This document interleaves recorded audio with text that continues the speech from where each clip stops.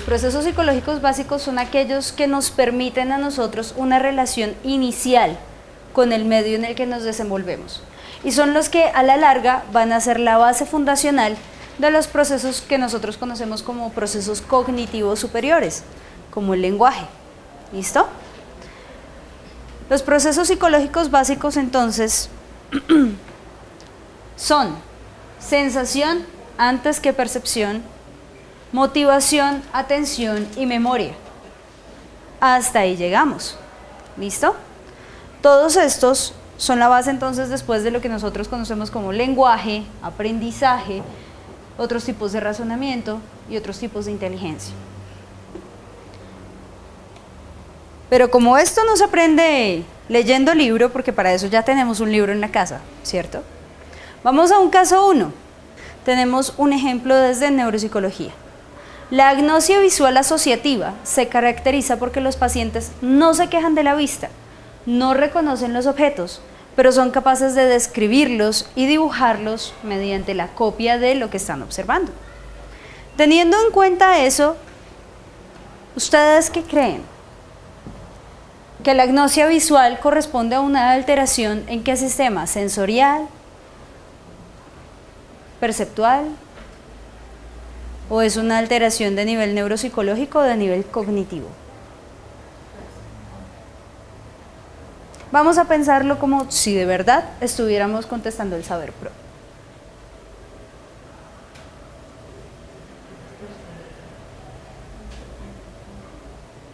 ¿Listo? Vamos a hacerlo más participativo. ¿Quién dice sensorial? Levante la mano. ¿Quién dice perceptual? Levante la mano. Bien, 2. ¿Quién dice neuropsicológica? Levante la mano. ¿Pueden haber dos? No, solo una. Saber pro, única respuesta. Bien. Cognitiva, ¿quién dice? Una. ¿Y el resto? ¿No saben, no responden? ¿Nos devolvemos a segundo? Bien. Recuerden, muchachos, que la sensación tiene que ver es con la traducción de la realidad a básicamente impulsos nerviosos, impulsos eléctricos que después van a ser interpretados en el cerebro, ¿cierto?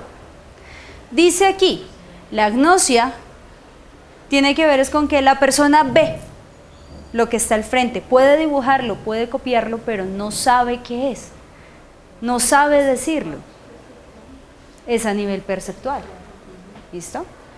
Una clave para la solución de preguntas, muchachos, tipo saber pro es conteste como se le pregunte. Si estamos hablando, o si ustedes sospechan que estamos hablando de procesos psicológicos básicos, descartamos de una vez neuropsicológico cognitivo. Sí, es un síndrome neuropsicológico, pero no es una afectación a nivel únicamente neuropsicológico. Quieren un dato mucho más preciso. ¿Listo? A nivel cognitivo podría ser si nos vamos por lo cognitivo, pero nos estaban preguntando algo muy muy concreto.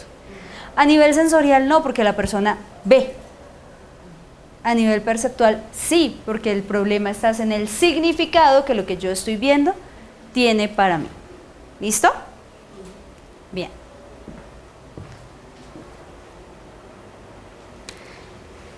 Siguiente pregunta.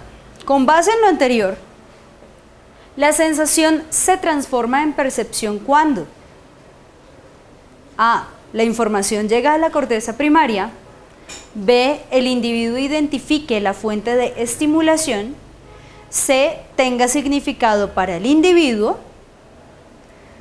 D. Se hace traducción de la información a impulsos eléctricos. Entonces, van a tomarse 2 minuticos para analizarlo.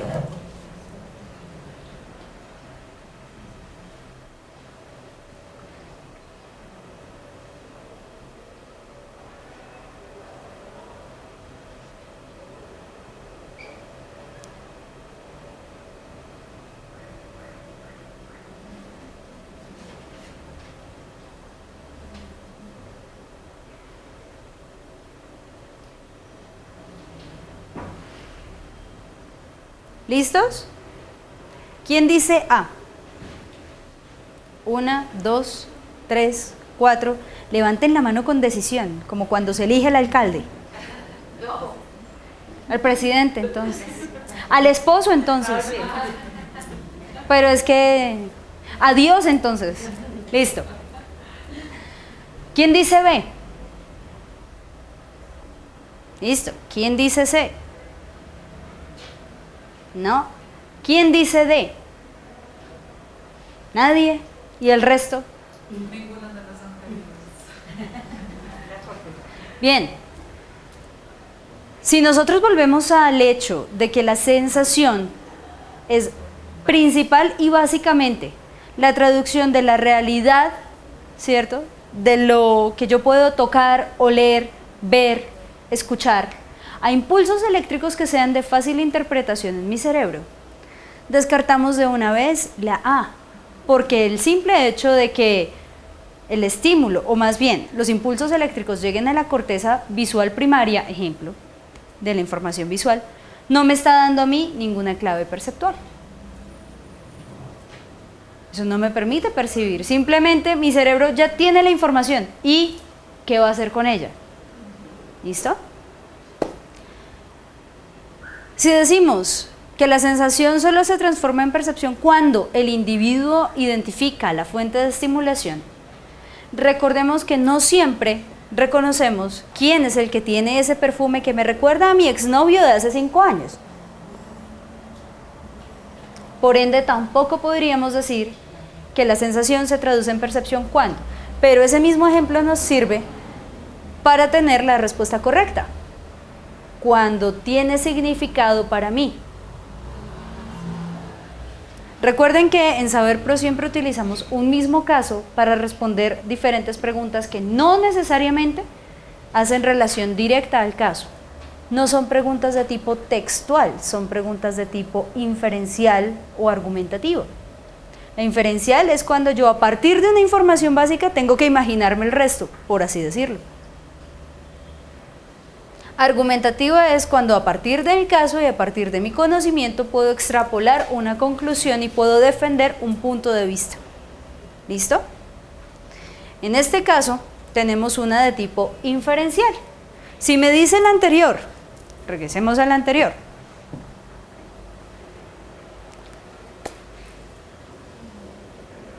Que la alteración se da a nivel perceptual, y es porque la persona no puede encontrarle significado a la cuestión. La siguiente sencillamente tiene que ir con significado. La sensación solo se transforma en percepción cuando tiene un significado determinado para el individuo. ¿Listo? ¿Más o menos? ¿Vamos bien? ¿No vamos bien? ¿Ya estamos procesando? Perfecto. Listo. Voy a hacer un pequeño paréntesis para todos, y yo creo que para todos los que después me van a ver en YouTube. No soy del tipo ortodoxo, no les voy a dar clase. La idea es que a partir de preguntas muy sencillas vamos a ir desarrollando no solo habilidades para recordar lo que nosotros vimos en procesos psicológicos básicos, sino de analizar tanto casos como el tipo de pregunta. ¿Listo? Bien. Esas son las competencias que quiero que ustedes adquieran el día de hoy. ¿Habían escuchado algo ustedes de la relación entre autismo, sensación y percepción? ¿Qué habían escuchado ustedes de la relación entre autismo, sensación y percepción? Que las sensaciones que perciben las personas que tienen este espectro generalmente son muy diferentes a las sensaciones de nosotros. Pueden ser mucho más amplias o menores. ¿Amplias o menores? ¿Podría ser alguien más? Sí, la percepción del entorno es diferente. ¿En qué sentido es diferente? Porque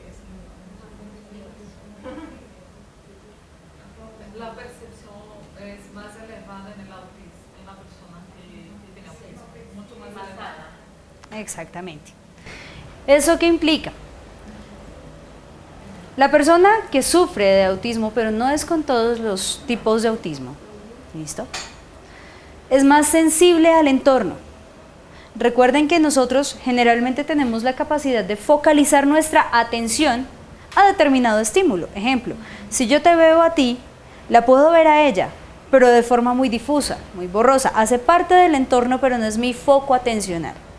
Los niños autistas o las personas autistas generalmente no logran focalizar su atención. Adicional a ello, ellos tienen umbrales perceptuales, lo vamos a ver un poquito más adelante, extremadamente bajos. Eso implica que cualquier estímulo es absolutamente insoportable para ellos. ¿Listo? Vamos a poner un ejemplo. Si yo tengo un niño autista de 7 años, vive con los padres, estudia en un colegio especial para niños autistas, y uno de los factores que se quieren trabajar y que le piden a ustedes que fortalezcan es la socialización del niño. ¿Cómo harían ustedes? ¿Qué estrategias se les ocurren? Tengan esa pregunta ahí y al final de la recapitulación de sensación y percepción vamos a tratar de responderla, ¿listo? Desde nuestro rol como psicólogos, porque ustedes ya casi son mis colegas. Bien, en psicología básica es en donde más experimentamos con sensación y percepción. ¿Listo? No sé si ustedes alcanzaron a trabajar con Sniffy, la ratica virtual. ¿Sí? Bien. ¿Con raticas reales? ¿También? Pero las reales son más chéveres. Bien, en psicología básica nosotros utilizamos dos conceptos fundamentales y es la estimulación o sensibilización, ¿cierto? Que tiene que ver con los umbrales máximos y mínimos, y la discriminación de objetos, de estímulos. Eso usualmente lo hacemos en análisis experimental del comportamiento. Ejemplo claro, yo quiero que la rata escoja entre una u otra opción. Entre más comida con mayor demora o menos comida con menor demora. Esa es la base de los experimentos de autocontrol, por ejemplo. Yo tengo que ver, primero, cómo va a ser la rata para diferenciar cuál es el comedero que le da más comida con mayor demora. ¿Qué tengo que tener en cuenta? Primero, los umbrales máximos y mínimos de la rata. ¿Las ratas ven a color? No ven a color. Por ende, el que yo utilice luces de colores no me va a funcionar, pero si yo estoy hablando de un ser humano, sí funciona. Rojo para que pare, verde para que arranque, en teoría, ¿no? No funciona al 100% de las veces. Cuando yo entonces tengo en cuenta eso, tengo que ir hacia qué intensidades de luz reconoce mejor la rata. Si yo quiero que la rata aprenda a discriminar entre uno y otro y voy a utilizar luz, puedo utilizar una más fuerte que la otra. ¿Listo? Con eso ya empiezo a generar un factor diferenciador. ¿Qué sucede, por ejemplo, cuando yo no tomo en cuenta el umbral de discriminación? El umbral de discriminación es ese mínimo necesario para que la rata diferencie entre una luz y la otra luz. Puede que yo ya no tenga una mucho más alta que la otra, sino una alta y la otra media. Si la rata se supone ya discrimina entre la que le da mucha comida, que es la de alta intensidad, y la que no le da tanta comida, que es la de baja intensidad, lo que yo puedo hacer es que cuando tengo la alta y la media, si la rata empieza a responder indiscriminadamente con ambas palancas, puedo decir, bueno, el umbral de discriminación está un poco alto. Necesito establecer una diferencia más grande entre las intensidades de luz de una y otra opción. ¿Listo? ¿Vamos hasta ahí? Bien.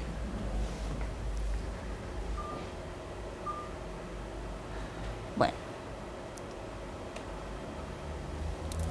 Regálenme un momentito.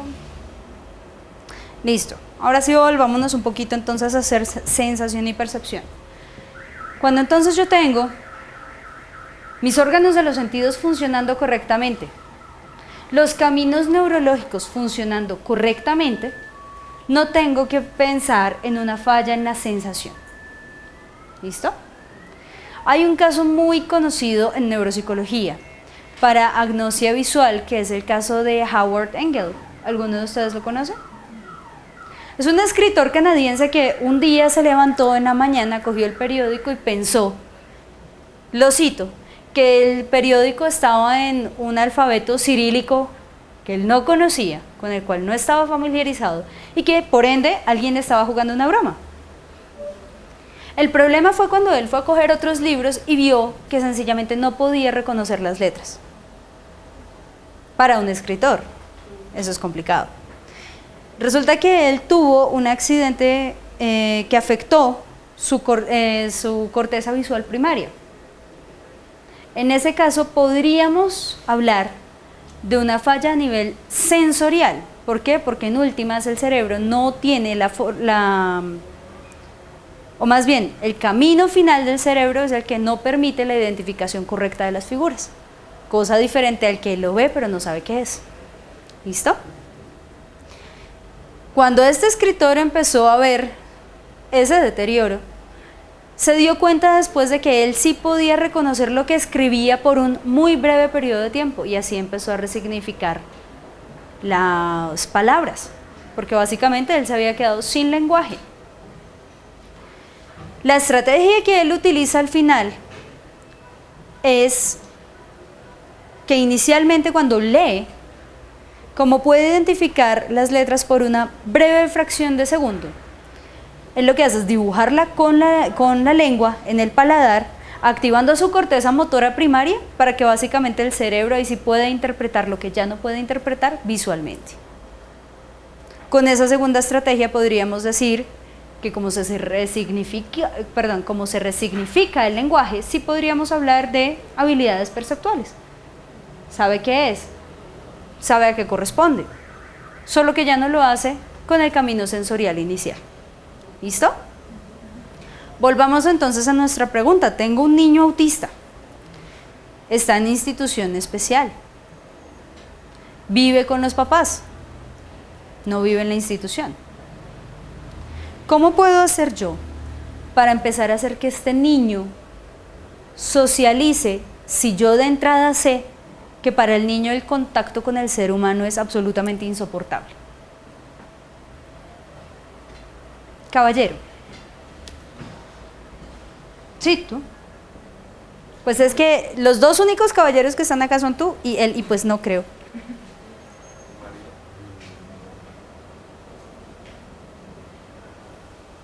¿Cambiarían los estímulos de una forma que no lo haría? No. ¿Vas a dejarlo apartado del resto toda la vida? No, pues sería por lo menos, sería como el ejemplo de la ratica, haría los umbrales de discriminación, los disminuiría. O sea, que no fuera el umbral máximo, o sea, que no el estímulo que tenga el niño, como tiene un problema de sensación y de percepción, pues no lo haría, o sea, cambiaría los umbrales de percepción del niño para que no ir introduciéndole los estímulos. ¿Cambiarías los umbrales de percepción del niño? Sí, o sea, por lo menos. Hago el ejemplo textual de la ratita. El niño percibe cualquier situación cualquier estímulo o sea, es muy incómodo para el niño. ¿Qué haría yo? Pues trataría de que cualquier estímulo para el niño, o sea, en el ejemplo como tú colocabas de la rata, que los colores, miraríamos cómo que no le afecta tanto al niño. Esos estímulos para introducir poco a poco ahí en el entorno social, no sé. Voy a traducir eso a español para psicólogos. Lo que nosotros deberíamos hacer es entonces ver cuáles de toda la gama de estímulos a la que está expuesta, es decir, a la cantidad de niños que hay a su alrededor, el niño reacciona con menor intensidad. Y con ellos empiezo a hacer básicamente una aproximación sucesiva, como cuando uno va a curar una fobia a veces, hasta que ya yo vea que la reacción es cercana a cero. A medida que yo voy haciendo esto con los niños con los que generan menor reacción, voy aumentando el grado de intensidad, es decir, voy aumentando la aproximación con niños que de pronto sí generen una reacción bastante explosiva, ¿vale? Nosotros utilizamos mucho técnicas como economía de fichas para regular el comportamiento. Entonces yo le digo, si no gritas, te doy una carita feliz. Cuando tengas tantas caritas felices, te voy a dar una recompensa, algo que al niño estimule, porque no crean que a todos les gusta el chocolate. ¿Listo? Si entonces ya cuando yo tengo al niño expuesto a los demás, veo que no hay progreso, tengo que devolverme un poco. Con un niño que no sea de tan alto grado de intensidad, porque eso puede hacer que incluso la reacción se vaya hacia atrás completamente, ¿vale? Por eso es que cuando ustedes ven el manejo con niños autistas, se hace con horarios específicos, ropa específica, no le pueden poner cualquier prenda, tiene que ser la de ellos. O sea que cuando van a estrenar es un complique, ¿listo? Pero se tiene que hacer es de esa forma, sucesivo. Y lo que se logra y lo que se quiere es que al final, aunque obviamente el grado de socialización no va a ser igual al de una persona promedio o a una persona de su misma edad, pues que por lo menos ya no esté como una isla y que por lo menos pueda regularse conductualmente para tratar de establecer relaciones interpersonales, porque como bien sabemos, igual somos seres sociales. ¿Listo? Un poco más claro, ese tipo de casos les pueden salir a ustedes. ¿Qué haría usted si? ¿Listo? Bien. ¿Cómo vamos hasta ahí? Listo. Vamos a tener un pequeño ejercicio. Van a imaginarse un carro. Ya se lo imaginaron. ¿Listo? Para explicar la percepción. ¿De qué color era el carro? ¿De qué color era? ¿Quién imaginó un carro rojo? ¿Quién uno azul? ¿Quién uno amarillo? ¿Blanco? ¿Plateado? ¿Negro? ¿O le hizo merced de qué color? Gris. Gris. ¿De qué color es tu carro? ¿Quién fue la del carro blanco? ¿De qué color es tu carro? ¿Y el tuyo? Ah, bien. Nuestra percepción está muy ligada con nuestras experiencias previas. Lo que sucede en la percepción es que nosotros por aprendizaje empezamos a relacionar ciertas palabras, ejemplo, o ciertas expresiones o ciertas imágenes con un significado propio. Es lo que nosotros en cognitiva conocemos como cuando básicamente almaceno una imagen con un significado. No. Representaciones. ¿Recuerdan que la representación se termina convirtiendo en una imagen mental? Que tiene que ver con todos los procesos de memoria, aprendizaje, emoción y la experiencia que yo he tenido. Bien. Pero todo esto tiene de base la percepción. Yo tengo que percibir el carro. ¿Qué es un carro? Realmente es un vehículo de 4 ruedas en el que caben alrededor de 5 pasajeros. ¿Listo? Que tiene puertas, tiene techo, diferente a una moto.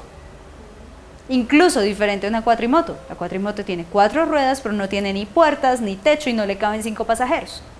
¿Listo? Cuando yo entonces empiezo a generar mi experiencia con esos objetos es cuando empiezo a recobrar significados. Y ahí es en donde empieza a verse el proceso de memoria. Y después del de memoria, el de aprendizaje. ¿Listo? Por nuestra experiencia y por los procesos maduracionales a los que nosotros pues, nos vemos expuestos, es que nuestra percepción puede ser o no errónea.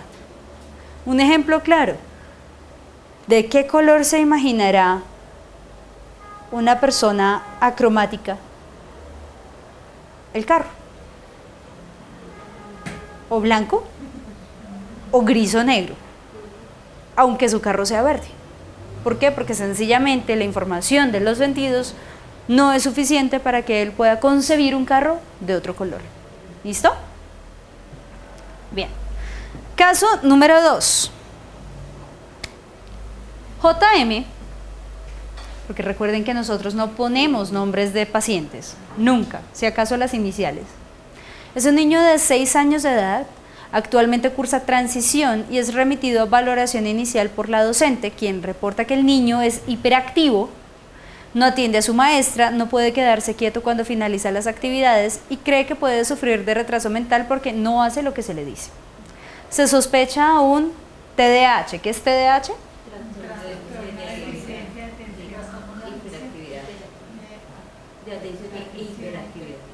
De atención con hiperactividad o hiperquinesis. ¿Listo? Bien. Cuando se hace una entrevista inicial, esa la hacen ustedes, se evidencia que el niño mantiene contacto visual aunque no puede quedarse sentado en la misma posición más de 2 minutos. Sigue instrucciones simples, responde adecuadamente a las preguntas que se hacen. Se hace un rastreo de su desempeño en clases y se establece que las asignaturas en donde obtiene mayores puntajes son dibujo, matemáticas, educación física. En las que tiene puntajes más bajos son lectoescritura y español.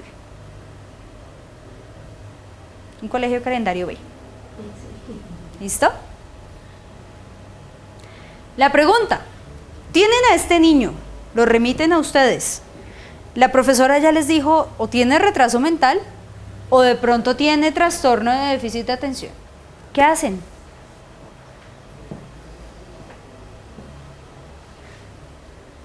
Pues yo inicialmente después de la entrevista, en la entrevista puedo captar muchas cosas, si realmente es el TH o puede ser un momento situacional del niño. Entonces, a partir de la entrevista yo empiezo a definir de pronto qué pruebas adicionales le puedo aplicar. ¿Qué pruebas adicionales aplicarías?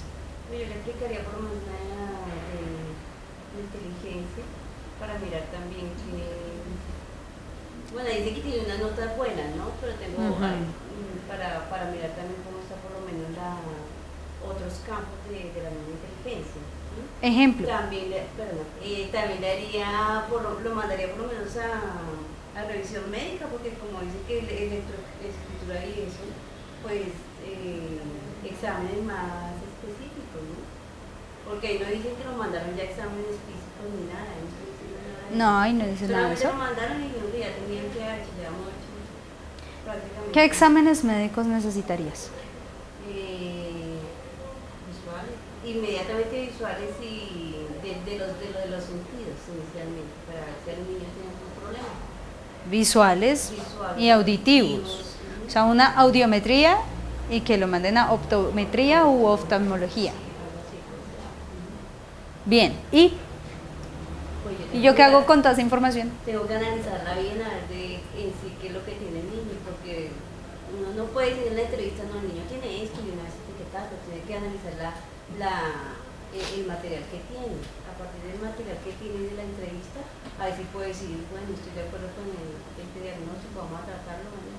Pero no puedo inicialmente mandarme a decir, voy a tratarlo, hay que venirlo, hay que hacer esto. Ok. ¿Quién más?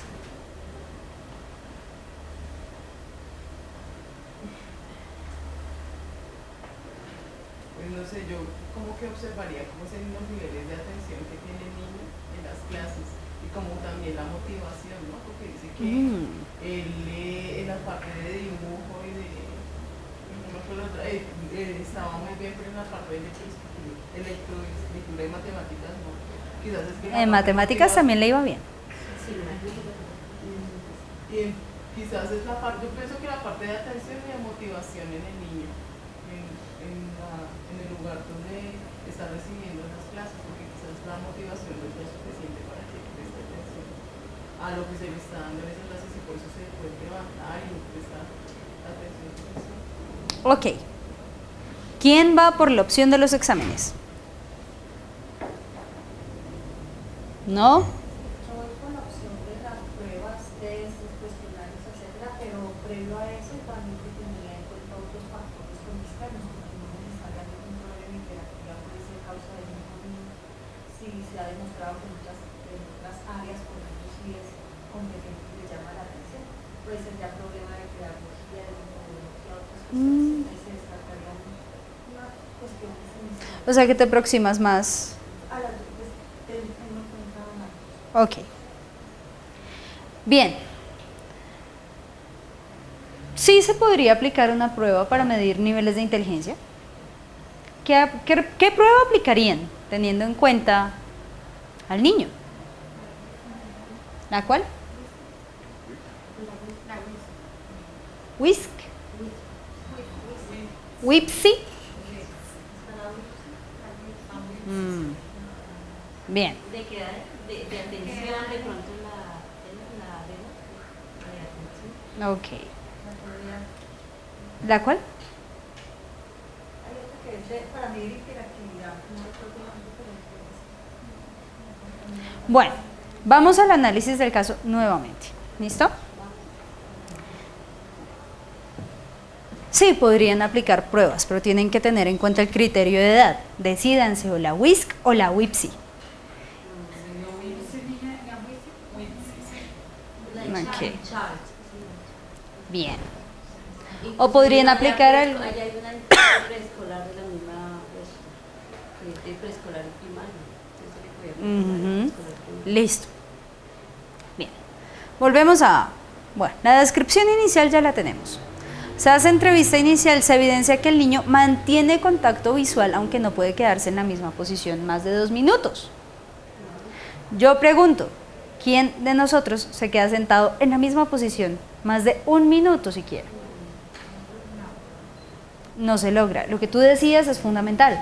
En la entrevista, y ahí sí recuerden su entrenamiento para saber pro en clínica, en la entrevista, que es lo primero que yo hago para tratar de aproximarme también a mi consultante, es en donde yo puedo dar cuenta de cómo está en realidad. Digo, mantiene contacto visual. Si yo me voy a los manuales diagnósticos, me doy cuenta que un niño con trastorno de déficit atencional no mantiene contacto visual. O lo mantiene y te evade, lo mantiene y te evade. ¿Listo? Y son periodos de máximo 10 segundos de mantener contacto visual. Aparte tengo que ver también el grado de socialización del niño, porque puede que el niño no mantenga contacto visual, pero me está poniendo atención. ¿Cómo lo mido? Sigue instrucciones simples. Responde adecuadamente las preguntas. Si responde adecuadamente las preguntas es porque está escuchando lo que yo le estoy diciendo. Entonces ahí ya tenemos un bagaje inicial, un algo de dónde empezar. Luego entonces yo me doy cuenta que puede que la cuestión no sea tanto del niño. Y en efecto, lo que yo hago es irme a ver qué es lo que está sucediendo en las clases. ¿En qué escenario se ven ustedes acá? Como psicólogos, ¿qué? Educativos. A eso se van a enfrentar. Bien. Tras realizar una observación detallada de cada una de las asignaturas, se encuentra que las asignaturas con mejores puntajes tienen una metodología dinámica que permite cambios de postura permanentes, ejercicio tipo problema y se permite el aprendizaje colaborativo. Mientras que en las asignaturas de puntajes más bajos la metodología es lineal, podría describirse como pedagogía bancaria y no se permite el compartir entre pares. Entonces sí, puede que tenga que ver un poco más directamente con la metodología misma. ¿Y en qué influye la metodología? Acorde a lo anterior, a ese caso extenso un poquito, podemos decir que el principal problema de JM se relaciona con atención, percepción, motivación o pautas de crianza. Motivación. ¿Por qué no pautas de crianza? Pero en el ámbito escolar también se tienen que tener algunas pautas de crianza que vienen desde la casa reforzadas por el docente. Entonces, ¿por qué no? Parece que su problema está ligado directamente con el entorno escolástico. Con el entorno escolar. La atención es en la escuela más que todo. Ok. No puedes realmente decir eso porque no sabemos cómo se está comportando en la casa. Pero ¿Ves? se reporta el problema de la escuela, ¿no? Claro, se reporta el problema de la escuela únicamente, Pero aquí hay algo que ustedes tienen que tener en cuenta, muchachos. Cuando estén en un examen tipo Saber Pro, no imaginen nada. ¿Listo? Cíñanse a la información que uno tiene. Porque el problema es que cuando uno empieza a hacer intrusiones del conocimiento que uno tiene, o que uno cree tener, podemos equivocar la respuesta. Yo no escojo pautas de crianza no porque el niño no se porte mal en la casa o desatienda en la casa, porque yo no sé. A mí no me dijeron y yo tampoco me fui a preguntar. ¿Listo? De pronto se diría otro paso. Yo voy a preguntarle a los papás cómo le va al niño en la casa. No, lo hago por descarte simple. Si me están preguntando aquí procesos psicológicos básicos y este no es un proceso psicológico básico, es la respuesta incorrecta. ¿Listo? Por descarte simple. Así de sencillo. Aparte porque se supone que en las anteriores me estaban preguntando a mí de pronto de procesos psicológicos básicos. Ahí es cuando yo digo, pero que tiene que ver como con lo mismo. Digo que no es atención de pronto por la información que me dieron a mí en el caso. Digo que no es un problema perceptual porque no hay realmente un problema de asociación de sensaciones y conceptos. Si le va bien en matemáticas es porque tiene que tener buen ligue entre concepto y ¿listo? Por ende, en efecto, si yo después voy a ver que el problema es la metodología, y la metodología impacta directamente en motivación. Así que yo no contesto motivación porque es la que me parece, sino porque es a la que le hago el análisis. ¿Listo? ¿Qué tipos de motivación existen?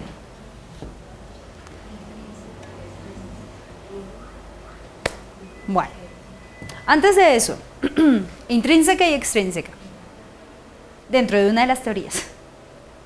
Listo, pero antes de eso, el caso sugiere que existe una relación que facilita el proceso de aprendizaje. ¿Será entre motivación y atención? ¿Entre emoción y aprendizaje? ¿Entre motivación y memoria? ¿O entre emoción y memoria? Entre motivación y atención. ¿Listo? La motivación hace que yo le ponga más atención a algunos estímulos que a otros. ¿Listo? ¿Por qué no entre emoción y aprendizaje? Eso también es una relación altamente estudiada. Se sabe que nosotros memorizamos, por decirlo así, más fácilmente aquellos conceptos que tienen una relación emocional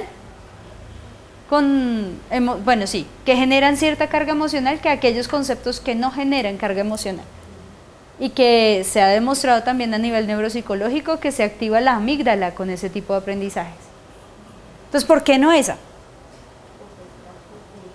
Por descarte simple, exactamente, porque me estaban hablando de motivación, no voy a cambiar el concepto a mitad de caso. ¿Listo? Bien, motivación y memoria, ¿por qué no? Porque yo no le estoy haciendo pruebas de memoria. ¿Listo? Bien. Para repasar un poquito, entonces, existen varias teorías, varias clases de motivación. ¿Qué es la motivación extrínseca y qué es la motivación intrínseca?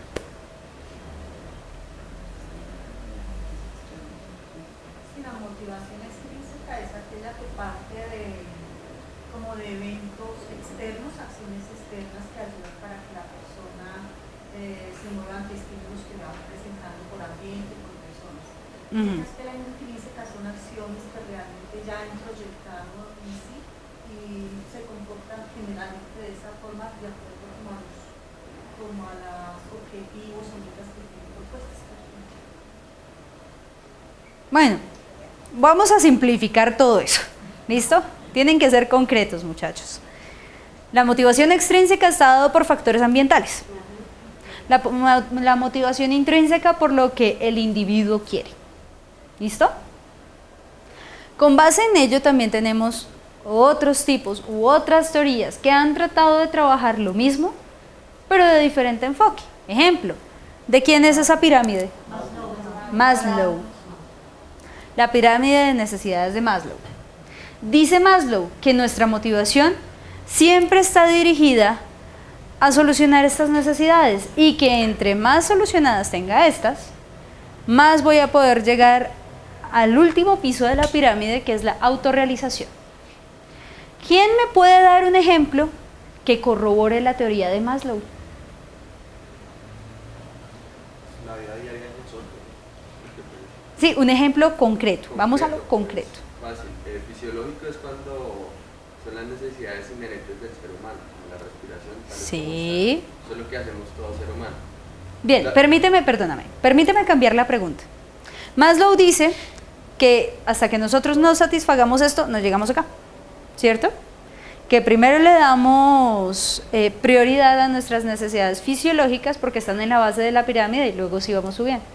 Un ejemplo claro de que eso sí se cumple. En el ambiente laboral uno puede ver eso. Por ejemplo, las fisiológicas, pues lo que dice ahí que tienen, por ejemplo, descansos, la responsabilidad, seguridades dentro o de la casa y del trabajo, que eso lleva también como a la afiliación, que empiezan las amistades dentro del ambiente laboral, puede ser. Y por ejemplo, cuando hay como escalas, no sé, pues, quizás para subir de puestos y esto. ¿Y eso cómo se llama? Reconocimiento. Aprovechando que lo mencionaste, ¿cómo se llama eso? Que no sé. Jerarquía organizacional. Jerarquía organizacional. Y ahí es donde uno puede empezar a ver que en la parte laboral puede llegar a una autorrealización porque se aplican las cuatro necesidades que es el humano. Yo no creo que hasta la autorrealización generalmente se queda. General. Yo creo que todo- Pero igual es, La no sé, autorrealización la autorrealización es más como efímera, pero sí puede ver uno que esas necesidades se Las pueden primeras cuatro se pueden dar, cumplir, depende pero del hasta caso. la última no está tan lograda. Pues, de lograrse se logra, solo que posiblemente no desde el modelo estricto de Maslow, ¿cierto? Pero bueno, para devolvernos, sí tienes razón, pero entonces yo te pregunto, tú me dices en la empresa porque por la misma localización, por digamos, la continuidad que hay entre una persona y otra, se empiezan a formar relaciones interpersonales y entonces por solucionar lo de la comida llego a la afiliación, ¿sí? Pero si no estuvieras en el trabajo, ¿no llegarías a la afiliación? No, porque también uno puede, por ejemplo, en las relaciones sentimentales, Ah. puede también presentarse eso, ¿no? Que eso tiene que ver con seguridad. Ajá, con seguridad. Bien, les voy a poner un ejemplo mucho más concreto y simple, que sí me valida de forma clara el modelo de Maslow, y es, cuando usted no come, no trabaja, no habla, no contesta bonito, no le interesa si lo reconocen o no, le interesa es que le den comida, y no se autorrealiza, no le importa. Ese es un ejemplo muy claro. Si no, ¿cómo no pienso? Básicamente. Si no, ¿cómo no actúo? Y no llego allá. ¿Listo? Podría ser una. Aunque lo que tú mencionabas, sí, es una escala de situaciones que me permiten a mí ir llenando cada uno de los pisos. Pero el problema, o más bien la teoría de Maslow, se centra en hasta que no complete esto, no sube. Y sí, se da con la comida. O no duerman. A ver cómo les va. ¿Listo? Bien. McClelland dijo, no, mijo, si todo va a ser por ese lado, pues no vamos a evolucionar nunca.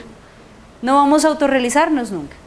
Y él planteó la teoría del logro, poder y afiliación, que últimamente se está utilizando también dentro del marco organizacional para el establecimiento de competencias. ¿Qué es la motivación de poder? Voy a ponerles un caso y ustedes me van a decir en cuál de estos tres se encuentra la persona en cuestión. Empleado de 38 años, lleva 10 años en la empresa. Actualmente se desempeña como auxiliar ejecutivo. Durante los 10 años ha subido solo 2 veces de puesto. La remuneración no asciende a más de 1.500.000 pesos y sus obligaciones económicas en este momento se encuentran en 1.300.000 pesos. con esa información, ¿a qué tipo de motivación podría estarle apuntando mi empleado mal pago? Afiliación. Afiliación. ¿Por qué lo dices? Por el tiempo que lleva la empresa y porque en todo ese tiempo solo ascendió 2 veces de cargo. Entonces no demuestra ni como esa motivación por el poder ni por el logro, como que está... ¿Quién está de acuerdo? ¿Quién dice que muestra alguna de las otras? ¿Quién dice logro? ¿Tú dices logro? ¿Por qué? Porque así sea de un paso al otro, así sea 2 veces, puede que para él en sus expectativas de motivación sea. Ok. Aquí vamos a analizar al sujeto en ciclo vital. Esta es una pregunta más de tipo inferencial. 38 años, quiere decir que ya se me pasó la juventud. ¿Listo? He ascendido en esos 10 años 2 veces. Es decir que si yo quiero ascender en la escala organizacional, esa no es la empresa para mí. Y si hablamos de poder, puede que no sea poder sobre otros empleados, sino poder adquisitivo y resulta que mi ventana son solo 200.000 pesos que me quedan libres. Pues no. Lo que entonces me dice que puede que el empleado esté ahí es por afiliación. Tienes razón. ¿Listo? Esas son las inferencias que yo tengo que hacer. Hombre, sí. Si a mí me dieran más información, podría de pronto cambiar el escenario. ¿Vale? Si por ejemplo dijeran, el empleado tiene diferentes conflictos dentro de la empresa precisamente por la presión que siente por su falta de ascenso y por su falta de ascenso, ahí yo podría decir, ah bueno, entonces puede que la motivación cambie a logro. ¿Vale? O el empleado tiene malas relaciones con su jefe porque no le han hecho un aumento en los 10 años, pues no le interesa que le suban de puesto, le interesa que le suban el salario. Vamos a poder. ¿En cómo cambia la cuestión? Dime. De este, McClelland. McClelland. Bien. ¿En qué influye nuestra motivación, muchachos? ¿Sí? Y hasta aquí llegó la presentación. ¿Mm? ¿En qué influye nuestra motivación?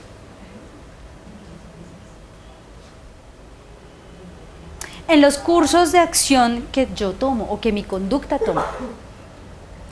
Y eso a la larga influye en la emoción. ¿Cuáles son los cursos de acción que alguien puede tomar frente a un momento de decisión? Son 3 y también se ven en procesos psicológicos básicos y en motivación y emoción. Y ese aplica para ratas y humanos. ¿No? Sencillamente hay 3. Vamos a suponer, ¿tú eres casada? Bien, no importa. Vamos a utilizarte de ejemplo. A ti sí no, porque dilemas morales y no. Listo. Tienes a tu esposo, lo amas, lo adoras, supongamos, ¿no? Yo no sé. Supongamos. Y llega el hombre más espectacular que tú has visto. Él. No, mentira, supongamos que... ¿Recuerda el checklist que uno tenía cuando era joven de tiene que tener esto, carro, casa, beca, plata, demás? Bien, apareció. Y está absolutamente enamorado de ti. El curso de acción es: o me voy con este, o me quedo con mi esposo, o sigo con ambos. ¿Cierto? Esa es la decisión. Pero para simplificarla un poco, vamos a hacerlo como si fuera ratica hacia donde palanqueas, hacia acá o hacia acá. ¿Vale? Teniendo en cuenta que la consecuencia es que ese matrimonio perfecto que llevas, si en caso de que te quedes con los dos, se acabe. O en caso de que tú lo acabes y la cuestión no funcione, ¿listo? Entonces vamos a simplificarla. ¿Qué hago yo ante un momento de decisión? O ante una amenaza, porque en este caso podría traducir esa decisión ante una amenaza de mi estabilidad aparente. ¿Listo? Sencillo. O me congelo o huyo. ¿Listo? Si huyo, me escapo de la situación. Si me congelo, es eso que sucede cuando ustedes se quedan como, ¿qué voy a hacer? Pero ni para acá ni para allá. O cuando a uno lo atracan más o menos, que uno no sabe si gritar, no gritar o quedarse quieto. Listo. O luchas, y el luchar en este caso implicaría ver por cuál de los dos realmente te vas, hacer la balanza y todo esto. ¿Listo? Esos tres cursos de acción generan en mí, o muchas veces son generados por diferentes emociones. Ejemplo, si yo huyo, es porque tengo espacio y tengo miedo. Si yo me congelo es porque no tengo espacio pero sigo teniendo miedo. Si yo lucho es porque en definitiva no tengo espacio, no tengo tiempo para congelarme y mi supervivencia está en peligro. ¿Listo? De ahí en adelante empezamos a hacer el análisis de todo lo que sucede con nuestras emociones. Entonces, ¿qué pasa? El jefe me llamó. ¿Tu nombre es? Daniel, lo necesito en la oficina. Es cuando uno empieza, ¿huyo? ¿Me congelo o voy? Voy, porque el jefe me llamó. El problema radica, o el problema más bien está, en cuando yo llego y le digo a mi jefe, buenas tardes, con cara de pocos amigos. El tipo estaba neutro, solo me dijo que necesitaba hablar conmigo. Y yo de una vez entro a chocar con él. ¿Listo? Ahí es cuando mi emoción le gana a mi razón, tengo cero inteligencia emocional y hago que un conflicto pequeño se torne en uno grande. Y ahí tienen la base de los baches, o más bien los déficits de clima organizacional. ¿Listo? Un caso muy corto. ¿Cómo harían ustedes? O bueno, en una empresa de 500 empleados, 10 están en descontento y están tratando de armar un sindicato. A ustedes los llaman como consultores. ¿Qué sería lo primero que hacen? Hacer una evaluación de clima organizacional. Y supongamos, te sale que el clima, sí, bueno, aparte de la evaluación de clima organizacional, supongamos qué instrumento utilizarías tú. Para hacer la evaluación, pues una encuesta donde uno vea como qué es lo que está causando como que estén inconformes los... ¿Encuesta o entrevista? Es que son 500 colaboradores y para hacer una entrevista a 500 colaboradores es algo.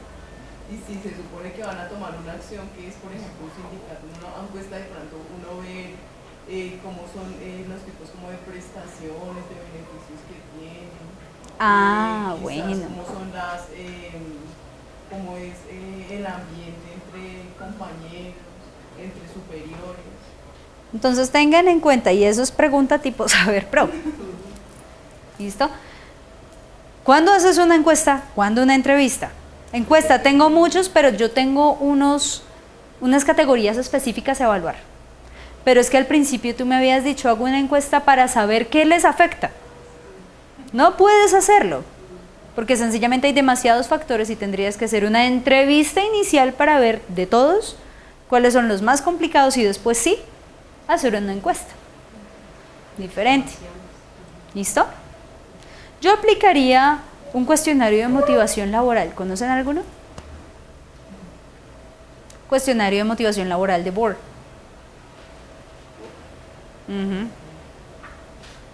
BOHR.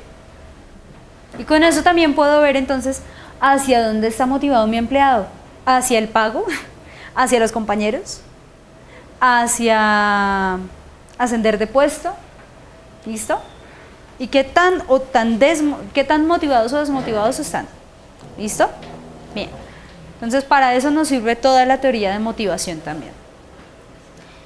Motivación, aprendizaje. No, aprendizaje ya lo... Aprendizaje no. Listo.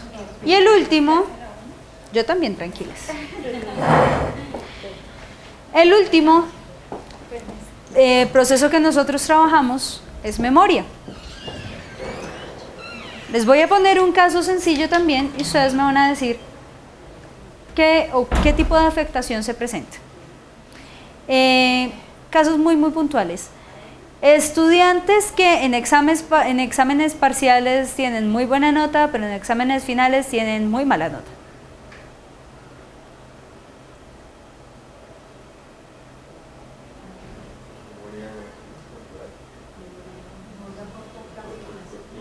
¿Qué pasa con la memoria a corto plazo? Es la que le funciona. Es la que le funciona. ¿Y cómo nombramos nosotros la memoria a corto plazo? La de trabajo también. Ah, memoria de trabajo. Tiene un nombre específico. ¿Y cuál falla? La memoria a largo plazo. A memoria a largo plazo. Una persona que no puede recordar su vida desde los últimos 5 años, o sea, de 5 años para acá recuerda, antes no. Es una amnesia de tipo no me acuerdo, no, ahí te van a preguntar. ¿Anterógrada, retrógrada? No, son diferentes. Ah. ¿Anterógrada? No, es retrógrada.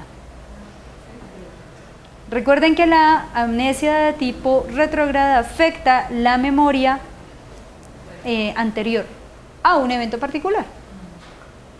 La memoria anterógrada, la amnesia anterógrada es la que afecta mi memoria de los hechos recientes. Entonces yo vivo el día de hoy como si no hubiera pasado. ¿Listo? ¿Ustedes vieron 50 veces mi primer beso? Una cosa así. Eso es un caso de amnesia anterógrada. ¿Listo?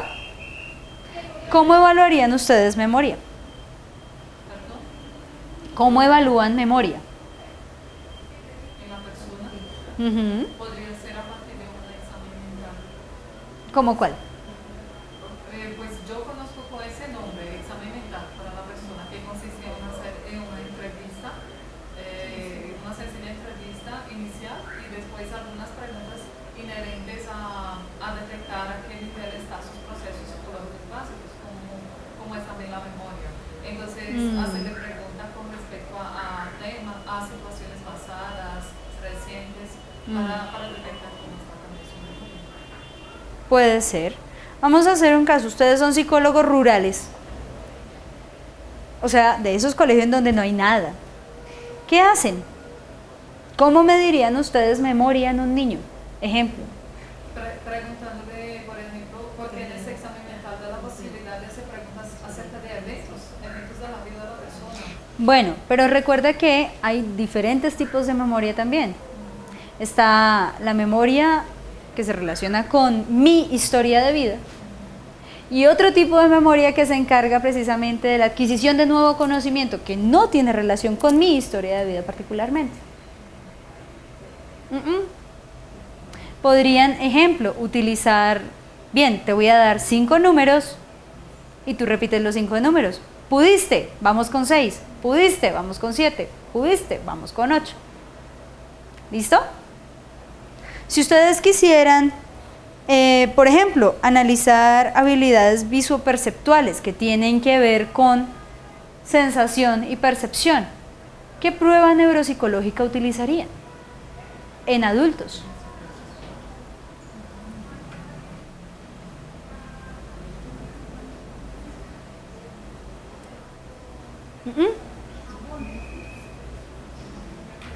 Sencillo, la copia de un dibujo. Pruebas de copia de dibujo. Te pongo un cerdito, copia el cerdito. Que era lo que le pasaba en nuestro caso de agnosia. Yo te copio el cerdito, pero no sé qué es eso. Y no lo veo como un todo integrado. O sencillamente podríamos utilizar la figura compleja de Ray Osterried, en donde también evaluamos memoria visual. Porque primero lo pongo a copiar, luego lo distraigo y luego, bueno, ¿y cómo era la figura? ¿Listo? Entonces, muchachos, Obviamente no podemos ver procesos psicológicos básicos para un saber pro en una sesión de 1 hora. La idea es que a partir del análisis que hicimos de estas muy pocas preguntas, ustedes sepan más o menos cómo poder contestarlas, cómo identificar la respuesta correcta y cómo hacer uso de su conocimiento sin hacer intrusiones en los casos que nos presentan con base en procesos psicológicos básicos. Sin embargo, recuerden también que es probable que no encuentren la pregunta hacia cómo evalúo sensación, cómo evalúo percepción, sino incluida en casos clínicos, que es lo que en últimas a ustedes les van a evaluar muchísimo en saber.